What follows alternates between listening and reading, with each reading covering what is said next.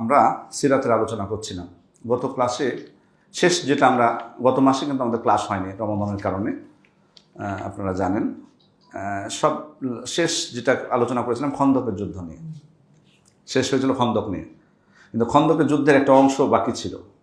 মানে খন্দকে তো মুসলিমরা জয়ী হলেন, ঘূর্ণিঝড় হলো, তাঁবু উড়ে গেল, কাফেররা পলায়ন করলো, ওয়ালাইকুম আসসালাম, কাফেররা পলায়ন করলো, তারা চলে গেল, এবং মুসলিমরা ফিরে আসলেন। আল্লাহ রসুল সাল্লাল্লাহু আলাইহি ওয়াসাল্লাম এসে অস্ত্র রেখে দিয়েছেন। এমন সময় জিবরিল আলাইহিস সালাম আসলেন আল্লাহ রসুল সাল্লামের কাছে, এসে বলছেন যে আল্লাহ রসুল সাল্লাল্লাহু আলাইহি ওয়াসাল্লাম, আপনি অস্ত্র রেখে দিয়েছেন, কিন্তু ফেরেশতারা কিন্তু অস্ত্র এখনো রাখেনি।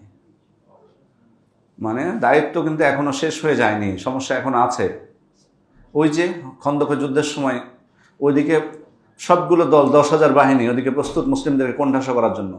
এদিকে মদিনার ইহুদি যারা ছিল, বাকি তো ছিল শুধু বনু কুরাইযা মদিনাতে, সবগুলো তো আগে বের হয়ে গেছে। এরা কিন্তু শর্ত ভঙ্গ করে ফেলেছে, চুক্তি ভঙ্গ করে ফেলেছে। এজন্যই জিবরিল আলাইহিস সালাম এসে বলছেন আল্লাহ রসুল সাল্লামকে যে আল্লাহ রসুল, এখনও তো ফেরেশতারা অস্ত্র রাখেননি, আপনি অস্ত্র রেখে দিয়েছেন, আপনি চলুন আপনার সঙ্গীদের নিয়ে বনু কুরাইযার দিকে, তাদের মনে আমরা একটা ভয় এবং আতঙ্ক ধরিয়ে দেবো। এই বলে জিবরিল আলাইহিস সালাম ফেরেশতাদেরকে নিয়ে চলে গেলেন। আল্লাহ রসুল সাল্লাম সাহাবা ইকরামকে ঘোষণা দিলেন যে তোমরা দ্রুত যাও। আলী ইবনে আবি তালিবকে পতাকা দিলেন, বললেন লা ইউসাল্লিয়ান্না আহাদুন আসরা ইল্লা ফি বানি কুরাইযা, বনু কুরাইযা যে আসরের সালাত আদায় করতে বললেন। এখানে অবশ্য আল্লাহ রসুল সাল্লাল্লাহু আলাইহি ওয়াসাল্লাম বলেছিলেন সাহাবা ইকরামকে যে লা ইউসাল্লিয়ান্না আহাদুন আসরা ইল্লা ফি বানি কুরাইযা, বনু কুরাইযায় আসার আগে কেউ যেন তোমাদের আসরের সালাত না পড়ে, বা মূল বক্তব্য ছিল যে আসরের সালাতটা বনু কুরাইযায় এসে যেন পড়ে। এখন প্রতিমধ্যে কোনো কোনো সাহাবা ইকরাম পৌঁছে গেছেন, সেখানে যে নির্দিষ্ট সময় আসর পড়েছেন, কিন্তু সবার গতিতে একরকম না। কেউ কেউ রাস্তায় আসরের সময় হয়ে গেছে। যাদের আসরের সময় হয়ে গেছে এদের মধ্যে আবার দুই দলে বিভক্ত হয়ে গেছেন, দুই ধরনের মত চলে এসছে আল্লাহ রসুল সাল্লামের বক্তব্য নিয়ে। কেউ বুঝেছেন, কেউ কেউ বললেন যে লা নুসল্লি হাত্তা নাতিহা, আমরা বনু কুরাইযায় যতক্ষণ না পৌঁছবো ততক্ষণ আমরা আসরের সালাত পড়বো না, তাদের মাগরিব হোক আর ইশা হোক আর যখনই হোক। আরেক দল বললেন না, বাল নুসল্লি লাম ইউরিদ মিন্না যালিক, আমরা সালাত পড়ে নিব, এখন আসরের সময় হয়ে গেছে, আসরের সময় হয়ে গেছে। আল্লাহ রসুল সাল্লাল্লাহু আলাইহি ওয়াসাল্লাম আমাদের কাছ থেকে এটা চাননি যে আমরা ওই মাগরিব বা ইশা হলেও ওখানে যে আসর পড়বো দেরি করে, এটা চাননি। বরং চেয়েছেন কি, দ্রুত যাতে আমরা সেখানে যাই, এটা চেয়েছেন তিনি। আমাদের কাছে চাননি যে আসরের সময় হয়ে যাবে তারপর আমরা আসর পড়বো না, এটা উনি চাননি। খেয়াল করেছেন আল্লাহ রসুল সাল্লাল্লাহু আলাইহি ওয়াসাল্লামের বক্তব্য বুঝতে যে সাহাবায়ে মধ্যে কিন্তু দুইটা মত হয়েছে। পরবর্তীতে যে, তখন তো আল্লাহ রসুল সাল্লাল্লাহু আলাইহি ওয়াসাল্লাম বেঁচে আছেন, ওহী তখন চলছে, পরবর্তীতে যে মতের ভিন্নতা হবে না এটা কিন্তু না। ইমামদের মধ্যে মতভেদগুলো কিন্তু এ কারণেই হয়েছে রাসূলুল্লাহ সাল্লাল্লাহু আলাইহি ওয়াসাল্লামের হাদিস বুঝতে যে কারণে যদি কোনো আমল স্পষ্ট হয় রাসূলুল্লাহ সাল্লাল্লাহু আলাইহি ওয়াসাল্লামের, তখন তো আমরা রাসূলুল্লাহ সাল্লাল্লাহু আলাইহি ওয়াসাল্লামের আমলটাই গ্রহণ করব। কিন্তু কোনো ক্ষেত্রে যদি ইজতিহাদি বিষয় হয় যে রাসূলের বক্তব্যটা কেউ এইভাবে বুঝেছেন কেউ এইভাবে বুঝেছেন, তখন কিন্তু সেখানে আমাদের বাড়াবাড়ি করা যাবে না। যেমন এটার ক্ষেত্রে তো যেমন রুকুর পরে হাত বাঁধবো না ছেড়ে দেব, স্পষ্ট কোনো সহি বর্ণনা সেভাবে আসেনি যে তিনি হাত ছেড়ে দিয়েছেন বা তিনি হাত বেঁধেছেন। বরং বলা যে প্রত্যেকটা শরীরের জোড়া যাতে তার স্ব স্থানে ফিরে যায়। এখন কোনো কোনো আলেম বুঝেছেন যে পূর্বে যে অবস্থায় ছিল সে অবস্থায় যাতে ফিরে যায়। তাহলে পূর্বে তো আমার হাত বেঁধেছিলাম, তাহলে আবার হাত বাঁধতে হবে। আর কেউ বুঝেছেন না, সোজা হয়ে দাঁড়ালেই বরং স্ব স্থানে ফিরে যাবে, অতএব আমি হাত ছেড়ে দেব। এই যে ইজতিহাদ করতে যেয়ে মতভেদ হয়ে গেছে। তো এটার ক্ষেত্রে যেটার প্রতি আমাদের আস্থা থাকবে সেটাই আমরা গ্রহণ করব, যেহেতু এখানে রাসূলের আমলটা স্পষ্টভাবে আসেনি। স্পষ্টভাবে যেটা আসবে তখন কিন্তু আমাদেরকে সেটাই গ্রহণ করতে হবে। তো তারা গেলেন, আল্লাহ রসূল সাল্লাল্লাহু আলাইহি ওয়াসাল্লাম কাউকেই মানে দোষারোপ করেননি, কাউকেই কিছু বলেননি। এখান থেকে কিন্তু আরেকটা বিষয় আছে যে বৃহৎ ঐক্যের স্বার্থে কিছু কিছু বিষয় আছে যেখানে আল্লাহ রসূল সাল্লাল্লাহু আলাইহি ওয়াসাল্লাম কিন্তু ওখানে মানে কিছুই বলেননি কাউকেই। কারণ এগুলো হলো ফুরু মাসলা মাসাইল, যেগুলোকে কেন্দ্র করে আমাদের মধ্যে বিভক্তি সৃষ্টি করার সুযোগ নেই। তো যাই হোক, সাহাবা ইকরামকে নিয়ে গেলেন 3000 সৈন্য সাহাবীদের। এখন ইহুদিদের সর্দার, তার নাম ছিল কাব বিন আসাদ, উনি তখন ইহুদিদের সামনে বাকি যারা ইহুদি ছিল তাদেরকে 3টা প্রস্তাব দিলেন যে এখন তোমাদের সামনে 3টা পথ খোলা। মুহাম্মদ সাল্লাল্লাহু আলাইহি ওয়াসাল্লাম তো চলে এসেছে তার বাহিনী নিয়ে, এখন তোমাদের সামনে 3টা পথ খোলা। এক হচ্ছে যে তোমরা ইসলাম গ্রহণ করে ফেলো, তাহলে তোমরা নিরাপদ হয়ে যাবে, তোমাদের পরিবার নিরাপদ হয়ে যাবে। তো কারণ আমরা তো এখন নিশ্চিত হয়ে গেছি যে তিনি নবী, এই ব্যাপারে তো আমাদের কোনো সন্দেহ নাই। তাহলে তোমরা ইসলাম গ্রহণ করে ফেলো, এটা একটা পথ আছে। দ্বিতীয় পথ হলো যে তোমরা নিজেদের পরিবারকে আপন হাতে হত্যা করে তলোয়ার নিয়ে মুসলিমদের বিরুদ্ধে ঝাঁপিয়ে পড়ো, এরপর যা পরিণতি হবে হবে। তৃতীয় পথ হলো যে সাহাবীদেরকে ধোঁকা দেওয়া লাগবে। ওরা মনে করবে যে শনিবার আমরা তাদের উপর আক্রমণ করব না, কিন্তু আমরা শনিবারে তাদের উপর আক্রমণ করবো আচমকা। তিনটার মধ্যে তোমরা কোনটি মানতে চাও বলো? তো ইহুদিরা বললো যে আমরা কোনোটাই মানবো না, কোনোটাই মানবো না আমরা। তারা কোনোটাই প্রস্তাব দিল না। ও কিন্তু ক্ষিপ্ত হলো, কাব বিন আসাদ, সে ক্ষিপ্ত হলো তিনটা না মানার কারণে। তো সেখানে তার মানে তাদের সামনে যেটা এখন পথ খোলা আছে যে ইসলাম গ্রহণ করে অস্ত্র সমর্পণ করে দেবে আল্লাহ রাসূল সাল্লাল্লাহু আলাইহি ওয়াসাল্লামের কাছে, এবং তিনি যে ফয়সালা দিবেন সেটাই তারা মেনে নেবে। তো তখন আবার তারা ভাবলো যে মুসলিমদের মধ্যে আমাদের তো মিত্র আছে, কেউ কেউ সম্পর্ক ভালো আছে, সবার সাথে তো একই রকম না, তাদের সাথে আমরা একটু পরামর্শ করতে চাই। তা আল্লাহ রাসূল সাল্লাল্লাহু আলাইহি ওয়াসাল্লাম অনুমতি দিলেন। কার সাথে পরামর্শ করবা? আবু লুবাবার সাথে তাদের কিছুটা রাদিয়াল্লাহু আনহু তাদের কিছুটা মিল ছিল। আবু লুবাবাকে ডেকে পাঠালেন। আবু লুবাবা যখন ওখানে পৌঁছলেন, তারা কিন্তু হাওমাও করে কাঁদতে শুরু করেছে। মানে অপরাধ যে করেছে তারা সেটা তো বুঝতে পেরেছে। যুদ্ধাপরাধ এরকম বড় অপরাধ না, কারণ তাদের সাথে চুক্তি ছিল মুসলিমদের সাথে যে মুসলিমদের উপর কেউ যদি হামলা করে, মদিনার বাইরের কেউ, তাহলে মুসলিমদের সাথে একতাবদ্ধ হয়ে তাদের সাথে লড়বে। সেখানে কি করেছে? উল্টো মুসলিমদের বিরুদ্ধে তারা অস্ত্র প্রস্তুত করছিল। তো অপরাধ তো তারা করেছে। তো আবু লুবাবাকে বলছে ইহুদিরা যে আচ্ছা, আমরা যদি এখন মুহাম্মদ সাল্লাল্লাহু আলাইহি ওয়াসাল্লামের কাছে অস্ত্র সমর্পণ করে দিই, তিনি কি আমাদেরকে হত্যা করবেন? মানে আমরা কি হবে পরিণতিটা? তা আবু লুবাবা তখন গলার দিকে উনি ইশারা করেছেন। গলার দিকে ইশারা করে উনি কিন্তু মনে পড়ে গেছে যে এটা বলাটা আমার ঠিক হলো না। কারণ সাহাবিকরা মনোমান করতে পেরেছিলেন যে কি ঘটতে যাচ্ছে। উনি বুঝতে পেরেছেন যে এটা তো খেয়ানত হয়ে গেল, এটা মুসলিমদের সিদ্ধান্ত, এটা গোপন সিদ্ধান্ত, তাদেরকে ইঙ্গিত দেওয়া তো ঠিক হলো না। এটা বলে উনি তখন নিজের ভুল বুঝতে পেরে মসজিদ নববীতে চলে গেছেন, যে নিজেকে মসজিদ নববীর একটা খাম্বার সাথে বেঁধে ফেলেছেন, দিয়ে বলছেন যে আল্লাহ রাসূল সাল্লাল্লাহু আলাইহি ওয়াসাল্লাম যতক্ষণ না আমার এই বাঁধন খুলে দেবে আর কেউ, আমি এখান থেকে যাব না, আমার ভুল হয়ে গেছে। তো আল্লাহ রাসূল সাল্লাল্লাহু আলাইহি ওয়াসাল্লাম আবু লুবাবার আসতে দেরি হচ্ছে, এটা দেখে উনি একটু অন্যরকম সন্দেহ করে ফেলেছিলেন। কিন্তু পরবর্তীতে শুনতে পেলেন যে আবু লুবাবা এই কাজ করেছে। তো আল্লাহ রাসূল সাল্লাল্লাহু আলাইহি ওয়াসাল্লাম বললেন যে ও যদি আমার কাছে চলে আসতো, এসে যদি বলতো আল্লাহ রাসূল আমার জন্য দোয়া করুন, আমার একটা ভুল হয়ে গেছে, তাহলে আমি তার জন্য দোয়া করতাম, ঝামেলা শেষ। কিন্তু সেটা না করে সে মসজিদ নববীর সাথে নিজেকে বেঁধে ফেলেছে। এখন আল্লাহ তাআলা যদি অনুমতি না দেন, আমি কিছুই করতে পারবো না এটার ব্যাপারে। আল্লাহ তাআলা যদি তার ভুল কবুল করেন তাহলে খোলা যাবে, তার আগে না। এদিকে ইহুদিদের কিন্তু সুযোগ ছিল অবরোধ কিন্তু লম্বা করার, কারণ তাদের কাছে কিন্তু পর্যাপ্ত পরিমাণ পানি, খাবার সব কিছু তাদের কাছে ছিল। আর মুসলিমদের জন্য কিন্তু বিপদ, কারণ মুসলিমরা সবে মাত্র তারা বেশ কিছু যুদ্ধ শেষ করে মানে বাড়িতে ফিরেছে, মানে প্রস্তুতিও নয়, দুর্বল হয়ে আছে, ক্লান্ত হয়ে আছে। কিন্তু মনোবলটা হলো সবচেয়ে বড় বিষয়। আলী রাদিয়াল্লাহু আনহু তিনি গর্জন করে বললেন, হে ইমানদার সৈন্যরা, তোমরা শোনো, আর দেরি নয়, আল্লাহ শপথ, এবার আমিও তাই পান করব যেটা হামজা রাদিয়াল্লাহু আনহু পান করেছিলেন। মানে শহীদ হব প্রয়োজনে, কিন্তু এই দুর্গ আমরা জয় করে ছাড়বো। এই কথা শুনে মানে ওদের মনোবল আরও ভেঙে ফেলল। এটা কিন্তু উদ্দেশ্য, এমনিতে কিন্তু ক্লান্ত মুসলিমরা, কিন্তু মানে উনি গর্জন দিয়ে বলেছেন এটা, আর তখন ওরা কিন্তু ভয় পেয়ে গেছে। তো ওরা বললো, মানে সিদ্ধান্ত নিয়ে নিল এবার যে আমরা অস্ত্র সমর্পণ করব। এখন অস্ত্র সমর্পণ করবে, কিন্তু এরপরে কি সিদ্ধান্তটা কি? তো এখানে আউস গোত্র তারা আল্লাহ রাসূল সাল্লাল্লাহু আলাইহি ওয়াসাল্লামের কাছে এসে বললো যে আল্লাহ রাসূল, আপনি তো বনু কায়নুকার প্রতি একটু কিছুটা সহমর্মিতা দেখিয়েছিলেন, তারা অপরাধ করা সত্ত্বেও তাদেরকে বের হয়ে যাওয়ার সুযোগটা দিয়েছেন। খাজরাজের সাথে তাদের সম্পর্ক ছিল, এখন তো আউসের সাথে তাদের সম্পর্ক এই বনু কুরাইজার। তো আপনি এই দোহাই দিয়ে তাদের প্রতি যদি একটু কিছুটা নমনীয়তা দেখান, তাদেরকে যদি বের করে দেন বা কিছু করেন তাহলে। তো তখন আল্লাহ রাসূল বললেন যে তোমাদের মধ্যকারী একজন যদি এই ব্যাপারে ফয়সালা দেয় যে তাদের ইহুদিদের কী হবে, এটা তোমরা মানবা কিনা? তোরা বললো যে হ্যাঁ মানবো। বলে সাদ বিন মুআজ, তোমাদের আউস গোত্রেরই সাদ বিন মুআজ ফয়সালা দেবে এদের বিষয়ে। সাদ বিন মুআজ ফয়সালা দেবে ইহুদিদের ব্যাপারে যে কী হবে ওদের। তো ঠিক আছে, এবার কিন্তু আউস গোত্র মেনে নিল যে ঠিক আছে, সাদ বিন মুআজ যে ফয়সালা দেবে সেটাই সবাই মানতে বাধ্য।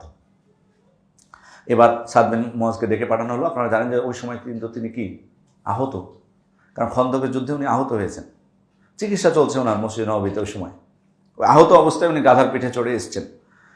তো উনি এসেই কিন্তু বলেছেন যে সাদ আল্লাহর ব্যাপারে কোনো শক্তিধরে রক্তচক্ষুর পরোয়া করেন না। এটা শুনেই কিন্তু অনেকে মনে করেছে যে মনে হয় এবার কঠিন কোনো রায় উনি দিবেন। এই কারণে অনেকে মনে করেছে যে ইহুদিদের মৃত্যুদণ্ড হয়ে যাবে, অনেকে প্রচার করতেও শুরু করেছে। তা আল্লাহ রাসূল সবাইকে বললেন যে তোমরা তোমাদের সর্দারের দিকে অগ্রসর হও। তাকে নামানো হলো, সাদ বিন মুআজকে। নামানোর পর সাদ বিন মুআজকে যেহেতু ডাকা হয়েছে কিসের জন্য? ফয়সালার জন্য। তো উনি জিজ্ঞেস করছেন যে আল্লাহ রাসূল, সত্যি কি আমার ফয়সালা তাদের উপর কার্যকর হবে? তো রাসূল বললেন হ্যাঁ, অবশ্যই হবে। তো তিনি বললেন যে মুসলিমদের উপরও কি প্রযোজ্য হবে? তো আল্লাহ রাসূল বললেন হ্যাঁ, অবশ্যই প্রযোজ্য হবে তোমার ফয়সালা মুসলিমদের উপরও। তখন তিনি বলছেন যিনি এখানে উপস্থিত আছেন উনার উপরও কি প্রযোজ্য হবে? তার মানে ইঙ্গিত করেছেন কাকে? রাসূল সাল্লাল্লাহু আলাইহি ওয়াসাল্লামকে। তখন আল্লাহ রাসূল সাল্লাল্লাহু আলাইহি ওয়াসাল্লাম বুঝতে পেরেছেন, উনি বলছেন হ্যাঁ। উনি কিন্তু রাসূলের দিকে তাকাতে পারছেন না, লজ্জায় এমনি বলতেছেন হ্যাঁ অবশ্যই প্রযোজ্য হবে, তুমি বলো ফয়সালা কি।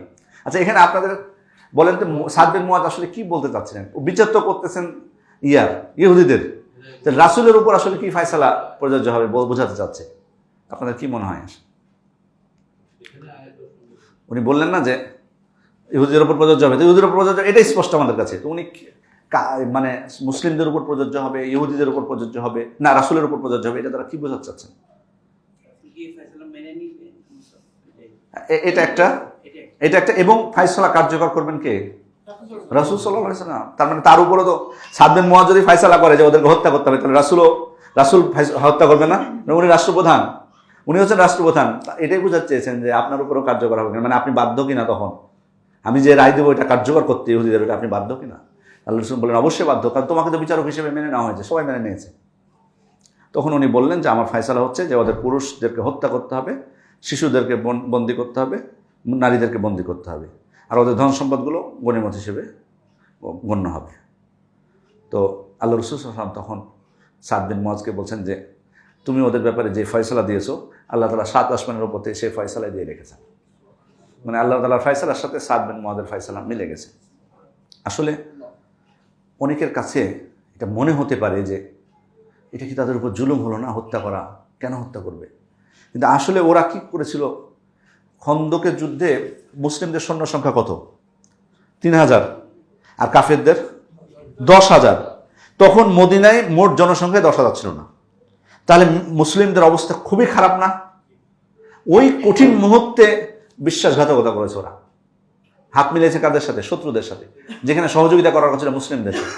আবার উল্টো কি করেছে দেখেন, 1,500 তলোয়ার, 2,000 বর্শা, 300 বর্ম এবং 500 ঢাল মজুত করে রেখেছিল কাকে? কুপঘাত করার জন্য মুসলিমদেরকে। তাহলে কিসের জুলুম ওদের উপর হবে? এর থেকে আর ভালো রায় কি হতে পারে ওদের জন্য? ওরা তো সুযোগ পেয়ে মুসলিমদেরকে কোন ঠাসা মেরে ফেলবে, এটাই তো পরিকল্পনা করেছিল। অথচ তাদেরকে বসবাস করতে দেওয়া হয়েছে, চুক্তি হয়েছে তাদের, সে চুক্তি তারা ভঙ্গ করেছে।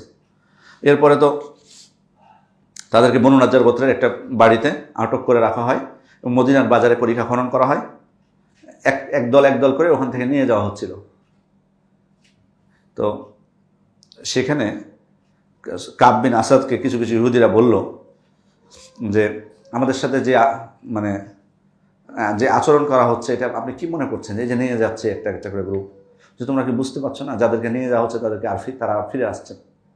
তার মানে কি তাদেরকে হত্যা করা হচ্ছে আসলে। তো তাদের সংখ্যা ছিল প্রায় 600 থেকে 700 ইহুদিদের, এই বনু কুরাইজার সবগুলো থেকে তাদেরকে হত্যা করা হয়, কারণ অপরাধ ছিল মারাত্মক তাদের। এরপরে তাদেরকে যারা সহযোগিতা করেছিল অন্য গোত্রের, তাদেরকেও শাস্তির আওতায় নিয়ে আসা হয়। তারপরে তাদের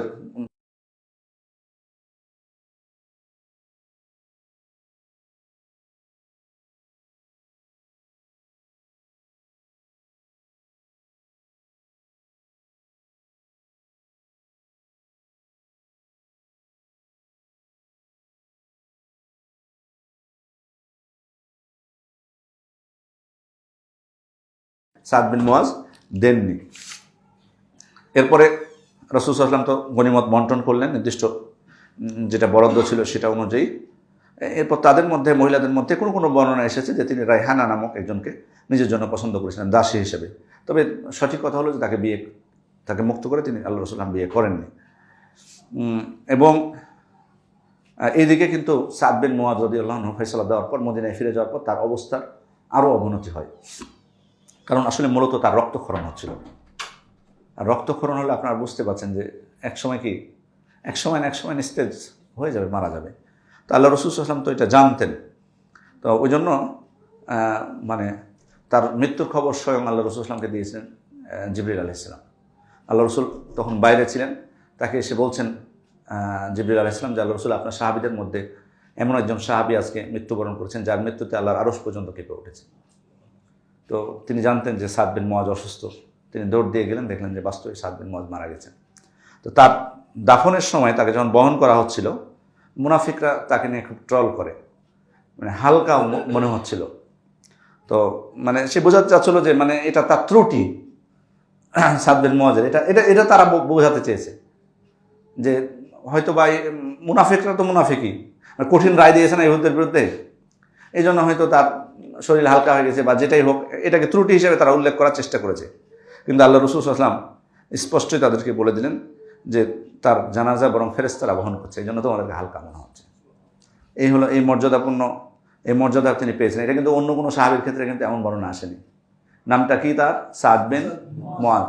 এটা কিন্তু মুআজ, কিন্তু মুআজ ইবনে জাবাল কিন্তু আছে, সাদ বিন ওবাদা আছে, নামের মধ্যে কিন্তু একটু আছে, মনে রাখবেন এটা সাদ বিন মুআজ রাদিয়াল্লাহু আনহু। সাদ বিন আবি ওয়াক্কাস আছে, যিনি 10 জনের একজন, ওই যে জান্নাতের সুসংবাদ প্রাপ্ত এক হাদিসে যাদের কথা আছে তাদের মধ্যে। এদিকে আবু লুবাবা, উনি তো বেঁধে রেখেছেন, সালাতের সময় হলে তখন ওনার স্ত্রী খুলে দিতেন, উনি সালাত আদায় করতেন, আবার ওনাকে বেঁধে দিতেন। পরে ওহী নাজিল হলো, তার তওবা আল্লাহ তাআলা কবুল করলেন। তাকে উম্মে সালামা রাদিয়াল্লাহু আনহা খবর দিলেন যে আল্লাহ তাআলা তোমার তওবা কবুল করে আয়াত নাজিল করেছেন। তো সাহাবায়ে কেরাম দৌড় দিয়ে তখন ওনার বাঁধন খুলতে গেছেন। তখন উনি বলছেন, না, বাঁধন তো খুলবেন আল্লাহ রসুল সাল্লাল্লাহু আলাইহি ওয়াসাল্লাম, উনি ছাড়া আর কেউ আমার বাঁধন খুলবে না। পরবর্তীতে আল্লাহ রসুল ফজরের সালাতের সময় তিনি তার বাঁধন খুলে দিলেন। এভাবে বনু কুরাইজা মানে তাদেরকে খতম করার মাধ্যমে ইহুদি যে 3টা গোত্র ছিল মদিনায়, তাদের অবসান ঘটল এক এক করে। বাকি 2টা গোত্র আপনারা জানেন যে তারা চলে গেছিল খাইবারের দিকে। জি হ্যাঁ, এরপরের যে অধ্যায়টা আছে, যেটা আজকের আমাদের শেষ যেটা অধ্যায়, সেটা হচ্ছে গাজওয়াত বনু মুস্তালিক বা মুরাইসি যুদ্ধ যেটাকে বলা হয়, আপনারা জানেন। এই যুদ্ধটা আসলে খুবই যে রক্তক্ষয়ী যুদ্ধ ছিল ইসলামের ইতিহাসে, এটা কিন্তু না, কিন্তু খুবই নাম করা, খুব প্রসিদ্ধ এই যুদ্ধটা। কারণ কি? কারণ এমন কিছু ঘটনা, যুদ্ধ ছাড়াও এমন কিছু ঘটনা সেখানে ঘটেছে যে কারণে এত প্রসিদ্ধি লাভ করেছে গাজওয়াত বনু মুস্তালিক। প্রথম বিষয় যেটা, যে মূলত আল্লাহ রসুল সাল্লাল্লাহু আলাইহি ওয়াসাল্লাম সংবাদ পেলেন, মানে এই যুদ্ধের যেটা পটভূমি, সংবাদ পেলেন যে মানে বনু মুস্তালিক গোত্রের সর্দার হারিস ইবনে আবি দিরার তিনি নিজ গোত্র এবং অন্যান্য গোত্রদের সাথে নিয়ে মুসলিমদের বিরুদ্ধে ষড়যন্ত্র করছেন, একত্রিত হচ্ছেন। তো রাসূল সাল্লাল্লাহু আলাইহি ওয়াসাল্লামকে এটা অবহিত করা হলো। তিনি তখন নিশ্চিত হওয়ার জন্য দূত পাঠালেন। তো দূত এসে নিশ্চিত করলো যে না, তারা আসলেই প্রস্তুতি নিচ্ছে। তো আল্লাহ রসুল সাল্লাল্লাহু আলাইহি ওয়াসাল্লাম সাহাবায়ে কেরামকে বললেন যে তাহলে আমরা বের হই। এই যুদ্ধ, এইটা বনু মুস্তালিকের যুদ্ধটা কখন ছিল এটা নিয়ে অনেক মতভেদ ছিল আরবদের মধ্যে, যেটা আসলে কেউ কেউ বলছেন 6ষ্ঠ হিজরিতে ছিল, আবার কেউ বলছেন 5ম হিজরিতে। তো যাই হোক, পক্ষে বিপক্ষে তাদের মধ্যে যারা 5ম হিজরিতে বলেছেন তাদের অনেক দলিল আছে, যারা বলেছেন 6ষ্ঠ হিজরিতে তাদের অনেক দলিল আছে। তো যে সময় হোক না কেন, আল্লাহ রসুল সাল্লাল্লাহু আলাইহি ওয়াসাল্লাম সাহাবায়ে কেরামকে নিয়ে রেডি হলেন, মদিনার দায়িত্ব দিয়ে দিলেন যায়েদ বিন হারেসাকে। কোনো বর্ণনা এসেছে আবু যার রাদিয়াল্লাহু আনহুকে, আবার কোনো বর্ণনা এসেছে নুমাইলা বিন আবদুল্লাহ আল-লাইসিকে। তো তারপরে আল্লাহ রসুল সাল্লাল্লাহু আলাইহি ওয়াসাল্লাম রওনা হওয়ার পর এখানে যেটা উল্লেখ করেছেন এই যুদ্ধের বিবরণে, বিভিন্ন সিরাত গ্রন্থে যেটা এসছে, এটা বলছেন উনি যে এই যুদ্ধের পতাকাবাহী ছিলেন আবু বকর রাদিয়াল্লাহু আনহু, আনসারদের পতাকা বহন করছিলেন সাদ বিন উবাদা। কিছুক্ষণ উভয় পক্ষের মধ্যে তীর বিনিময় হয়। এরপর রাসূল সাল্লাল্লাহু আলাইহি ওয়াসাল্লাম সাহাবায়ে কিরাম একযোগে হামলা করে জয়লাভ করে। মুশরিকরা পরাজিত হয়, অনেকে নিহত হয়, তাদের মহিলা এবং শিশুদেরকে বন্দী করা হয়, তাদের সম্পদগুলোকে গনিমত হিসেবে নেওয়া হয়। এটুকু বলার পর উনি বলছেন যে আল্লামা ইবনুল কাইয়্যিম রাহমাতুল্লাহ আলাইহি উনি বলেছেন যে এই বর্ণনাগুলো সবগুলো কল্পনাপ্রসূত, সেখানে আসলে কোনো যুদ্ধই ঘটেনি, কিছুই ঘটেনি। বরং মানে সহিহ বুখারীর বর্ণনা অনুযায়ী যে মুসলিমরা যখন যান তারা তখন গাফেল ছিল, তারা বুঝতে পারেনি, যে কারণে তাদের হামলার জন্য প্রস্তুতি ছিল না, তারা আসলে কিছুই করেনি, যুদ্ধ বিনিময় মানে পরস্পর যে যুদ্ধ যেটা মারামারি বা ইয়ে হয়েছে এই ধরনের কোনো কিছু ঘটেনি, বরং তারা ভয়ে পালিয়েছে। তো অবশ্য তাদেরকে বন্দি করতে সক্ষম হয়েছিলেন। তো তাদের বন্দীদের মধ্যে জুয়াইরিয়া রাদিয়াল্লাহু আনহা উনিও ছিলেন। পরবর্তীতে রাসূল সাল্লাল্লাহু আলাইহি ওয়াসাল্লাম তাকে মানে বিয়ে করেন এবং তাকে মুক্ত করেন এবং বিয়ে করেন তাকে। এক্ষেত্রে মানে যুদ্ধ তো এখানে শেষ, যুদ্ধ নিয়ে তো আসলে মানে এখানে আর তেমন কোনো বর্ণনা নেই। তাহলে এই যুদ্ধের মানে এই যুদ্ধ তো অন্যান্য যে বিভিন্ন গাজওয়াগুলো ছিল, সারিয়াগুলো ছিল, সেগুলোর মতোই তো হলো। মূল বিষয়টা হলো এখানে মুনাফিকদের বিষয়টা, মুনাফিকদের আচরণ। মুনাফিকরা একটু ফিরে যান, মক্কায় মুনাফিক ছিল, থাকার তো প্রয়োজন নাই আসলে। মক্কায় মুনাফিক ছিল না, মুনাফিক কোথায়? মদিনায়। আর এদের লিডার ছিল কে? আব্দুল্লাহ ইবনে উবাই ইবনে সালুল, এই ছিল মূলত লিডার। কারণ এই ব্যক্তি আসলে রাসূল সাল্লাল্লাহু আলাইহি ওয়াসাল্লামের হিজরতের আগে বাস্তবে কিন্তু আউস খাজরাজ গোত্র একে কিন্তু কিছুটা দেখিয়েছিল, লোভ দেখিয়েছিল, তোমাকে আমরা নেতা হিসেবে মানবো বা এই করবো। ওই জন্য কিন্তু সে মানে বাদশাহ হবে মদিনার এরকম একটা স্বপ্ন দেখতে শুরু করেছিল। আর এর মধ্যেই তো রাসূল সাল্লাল্লাহু আলাইহি ওয়াসাল্লাম মদিনায় হিজরত করলেন, এসেই তো উনি রাষ্ট্রের দায়িত্ব গ্রহণ করে নেন। এবার তো এই কারণে সে প্রকাশ্যে শত্রুতা শুরু করলো। আল্লাহ রাসূল সাল্লাল্লাহু আলাইহি ওয়াসাল্লামকে বিভিন্ন কটাক্ষ করে কথা বলতো বিভিন্ন মজলিসে, তার বিরুদ্ধে বিদ্বেষ থেকে শুরু করে এমন কিছু করেনি। কিন্তু এই ব্যক্তি বদরের যুদ্ধের পর দেখলো যে আর মানে সে কোনো পাত্তাই পাচ্ছে না, কারো কোনো সাপোর্ট পাচ্ছে না। সে তখন আসলে কৌশল হিসেবে মুসলিম সাজলো, মানে ইসলাম গ্রহণ করলো। কিন্তু এটা ইসলামকে আসলে গ্রহণ করেছিল না, অন্তরে না, প্রকাশ্যে। এটাই তো প্রকৃত মুনাফিক আসলে কে? যে বাইরে ইসলাম প্রকাশ করবে কিন্তু ভিতরে সে কুফরি লালন করবে। এটা হলো কিন্তু বড় মুনাফিকি। মানে মুনাফিকের ওই যে 4টা আলামত বলা হয় না, ওইটা কিন্তু এই বড় মুনাফিকের আলামত না। বড় মুনাফিকের তো আলামত আছে এগুলো, ওগুলো কিন্তু ছোটো মুনাফিকের আলামত। মানে মুসলিমদের মধ্যে যারা ছোটো মুনাফিক করে তাদের আলামত ওটা। এই যে হাদ্দাসা কাযাবা, ওই যে ওয়াদা আখলাফা, ওই যে তুমিনা খানা, ওই যে ওই যে খাসামা ফাজারা। এগুলো হচ্ছে যারা মুসলিমদের মধ্যে মানে তার মধ্যে অন্তরে কুফরি নাই, কিন্তু এইগুলো আছে। মিথ্যা কথা বলে, ওয়াদা দিলে খেলাফ করে, আমানত রাখলে আমানতের খেয়ানত করে, ও তারপরে ঝগড়া করলে অশ্লীল কথা বলে। এগুলো করার মাধ্যমে কেউ কাফের হয়ে যায় না। কিন্তু প্রকৃত কাফের মুনাফিক হচ্ছে যার অন্তরে কুফরি লালন করে, সে আসলে কাফের। বরং কাফের থেকে কি নিকৃষ্ট না? কারণ যে কুফরি প্রকাশ করে সে তো তাকে তো আপনি দেখে বুঝতে পারবেন যে সে আমার শত্রু যখন স্পষ্ট হয়। আসলে আমরা অনেক সময় মানে আসল শত্রু কে মানে প্রকৃত শত্রু দেখা যাচ্ছে যে এর আগেও আমেরিকার হয়তো প্রেসিডেন্ট হয়েছে একজন, প্রেসিডেন্ট হয়ে হয়তো ইসলামের পক্ষে হয়তো একটা কথা বলেছে বা কিছু প্রশংসা করেছে, বা আবেগে আপ্লুত একবারে প্রশংসায় ফেসবুক ভরে যায়। তখন দেখলাম এই যে বাইডেনই যখন ইসলাম গ্রহণ করলো, যখন ক্ষমতা না বাইডেন, ওবামার সময় হয়েছে, বাইডেনের সময় হয়েছে, বাইডেন যখন ক্ষমতা গ্রহণ করলো সে একটা কি বলেছিল ক্ষমতা গ্রহণ করার পর মুসলিমদের পক্ষে। এটাতে মানে সবাই আবেগে আপ্লুত হয়ে মানে মনে হচ্ছে যে উনি মানে ইসলামী রাষ্ট্র কায়েম করে ফেলবে মনে হয় আমেরিকাতে, একটা ব্যাপার।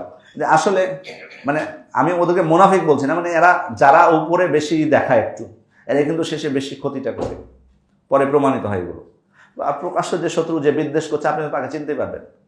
আর যে আপনাকে মানে আশা দিবে হ্যাঁ আমরা আছি মুসলিমের পক্ষে, তলে তলে জ্বর কাটবে, সেইগুলো কিন্তু আসল ক্ষতির কারণ। এই মুনাফিকরা হলো তারা তো আসলে কাফের। ওই জন্য কিন্তু তাদের পরিণতি দেখুন, কাফের এবং মুনাফিক সবাই তো জাহান্নামে চিরস্থায়ী, মানে যে বড় মুনাফিক। কিন্তু যে মুনাফিক তার স্থান হবে ইন্নাল মুনাফিকিনা ফিদ-দারকিল আসফালি মিনান নার, জাহান্নামে নিম্ন স্তরে।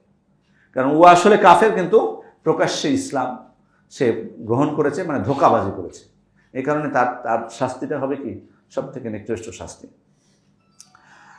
তো যাই হোক, এই মুনাফিকই কিন্তু সে শুরু করার পর খেয়াল করে দেখুন যে উহুদের যুদ্ধে মনে আছে আপনাদের উহুদের যুদ্ধের কথা, কি করেছিল এই মুনাফিক? উহুদের যুদ্ধে এই মুনাফিকের কি ভূমিকা ছিল? কতজনকে নিয়ে? 300 জনকে নিয়ে কিন্তু ফিরে গেছিল। আচ্ছা, এই ঘটনা সাহাবায়ে কেরাম জানতেন না? জানতেন, কিন্তু এই অভিনয় করতো। উহুদ যুদ্ধের পরেও জুমার দিন রাসূলুল্লাহ মসজিদে আসার আগে সে দাঁড়িয়ে যেত, অনেক সময় দাঁড়িয়ে যে বয়ান করা বয়ান শব্দটা না বলি, মানে বক্তব্য দেওয়া শুরু করতো মসজিদে, ভালো কথা বলতো কিন্তু, এবং রাসূল সাল্লাল্লাহু আলাইহি ওয়াসাল্লামের প্রশংসা করতো। তো সবাই তো তাকে মানে তখন চিনে ফেলেছে অলরেডি। তো কিন্তু রাসূল সাল্লাল্লাহু আলাইহি ওয়াসাল্লাম তার বলেননি যে ও মুনাফিক বা কিছু, এটা কিন্তু রাসূল সাল্লাল্লাহু আলাইহি ওয়াসাল্লাম কিন্তু দেখেন এখানে একটা বিষয়, রাসূল সাল্লাল্লাহু আলাইহি ওয়াসাল্লাম মৃত্যু পর্যন্ত কিন্তু কখনোই বলেননি যে আব্দুল্লাহ ইবনে উবাই হচ্ছে মুনাফিক, বা এভাবে কিন্তু চিহ্নিত করে বলেনি যে সব আব্দুল্লাহ ইবনে উবাইকে চিনেছিল, কিন্তু মুনাফিক তো আরও ছিল, সবাইকে কি চিনিয়ে গেছিলেন উনি? কিন্তু কে জানতো মুনাফিকদের খবর? কোন সাহাবী জানতেন যে কে মুনাফিক না? হুযায়ফা ইবনুল ইয়ামান রাদিয়াল্লাহু আনহু। ওই জন্য ওনাকে বলে সিররু রাসূলিল্লাহি সাল্লাল্লাহু আলাইহি ওয়াসাল্লাম, রাসূল সাল্লাল্লাহু আলাইহি ওয়াসাল্লামের গোপন অনেক সংবাদ ওনার কাছে ছিল, তার মধ্যে মুনাফিকদের লিস্ট। এই জন্য মানে ওমর ইবনুল খাত্তাবের সময় একবার উনি একজনের জানাজা পড়তে যাচ্ছেন, তখন হুযায়ফা তাকে ধরে নিয়েছেন, আমিরুল মুমিনিনের জানাজা পড়বেন না, কারণ ওর নাম মুনাফিকদের লিস্টে আছে। তো ওমর ইবনুল খাত্তাব তখন আশ্চর্য হয়ে বলছে যে আমার নামও আছে নাকি মুনাফিকদের লিস্টে? মানে ওনারা আসলে সাহাবা ইকরাম অতিরিক্ত তাকওয়ার কারণে তারা মুনাফিককে খুব ভয় পেতেন, না জানি আমি মুনাফিক হয়ে গেলাম। ওই যে বলেনি নাফাকা হানজালা যে আল্লাহ রাসূল হানজালা মুনাফিক হয়ে গেছে, উনি নিজে ওনার নিজের কথা বলছেন যে হানজালা মুনাফিক হয়ে গেছে। কেন না, আপনার কাছে যখন থাকি, আপনি যখন জান্নাত জাহান্নামের ভয় দেখান, এই করেন, তখন তো খুব ইমান বৃদ্ধি পাই। আপনার এখান থেকে যখন চলে যায় তখন তো আবার ভুলে অনেক সময় বেখেয়াল হয়ে যায়, দুনিয়া নিয়ে অনেক সময় ব্যস্ত হয়ে যায়। এটা কি মুনাফিকি না? তাহলে রাসূল বলেছিলেন যে না, এটা মুনাফিকি না, মানে এটা মানুষের ইমান কম বেশি হতে পারে। এটা হয় না, যখন আপনি জুমার নামাজ পড়েন, খতিব সাহেব যখন কিছু বলে তখন কিন্তু মনে হয় যে উফ, আর দুনিয়া নিয়ে ব্যস্ত হবো না, বা মৃত্যুর ওয়াজ যখন শুনে তো হয় না এরকম, আবার বাড়িতে এসে 2 দিন পরে আবার তখন আগের মতো হয়ে যায়। তো এটা হতে পারে, মানুষের ইমান কম বেশি হয়। কোরআন তেলাওয়াত যখন শুনবেন তখন ইমান বৃদ্ধি পায়। তো উনি ওই যে কথা বলছিলাম যে এই জি যেটা প্রকাশ্যে বলতেন না, যেমন এখনো যেরকম আমরা অনেক সময় শান্তিপূর্ণ অবস্থার জন্য যারা মুসলিম দাবি করে, তারা অমুসলিম থাকা সত্ত্বেও, কুফরি করা সত্ত্বেও আমরা তাদেরকে অমুসলিম ঘোষণা করি না।